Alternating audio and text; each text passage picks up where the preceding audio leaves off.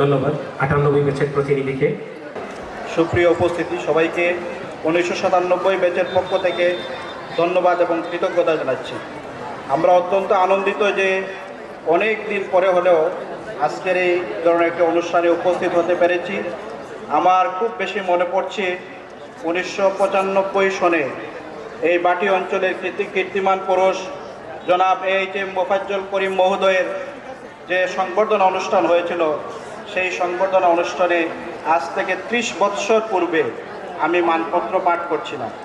আমাদের এই শিক্ষাগুরুদের আমাকে সুযোগ করে দিয়েছিলেন এবং আমরা আজকে এই প্রতিষ্ঠানের অনেকেই দেশে বিদেশে বিভিন্ন জায়গায় সম্মানের সহিত অধিষ্ঠিত আছে, সার্থক মানুষ হিসাবে প্রতিষ্ঠা লাভ করেছে।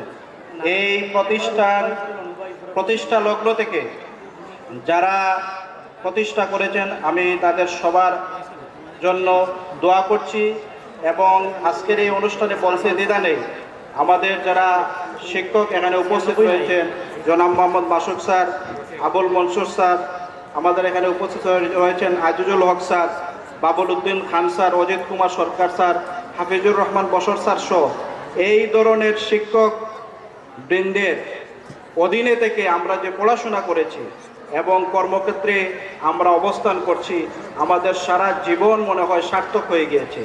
এই ধরনের একটা প্রতিষ্ঠান যারা প্রতিষ্ঠা করেছেন, যারা মৃত্যুবরণ করেছেন, আমাদের সালেক স্যার, জৈন স্যার, তাদের আত্মার মাগফিরাত কামনা করছি। বর্তমানে যারা শিক্ষার্থী আছেন বিভিন্ন পর্যায়ে সুন্দরভাবে দায়িত্ব পালন করবেন এই প্রত্যাশা ব্যক্ত করছি।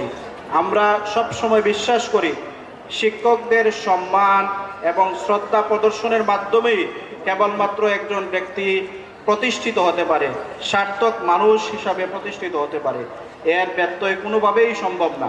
আপনি যতই মেধাবী হন না কেন, যতই বুদ্ধিমান হন না কেন, যদি আপনি শিক্ষা গুরুর প্রতি যথাযথ সম্মান প্রদর্শন করতে না পারেন, তাহলে কিন্তু আপনি সফলতা অর্জন করতে পারবেন না।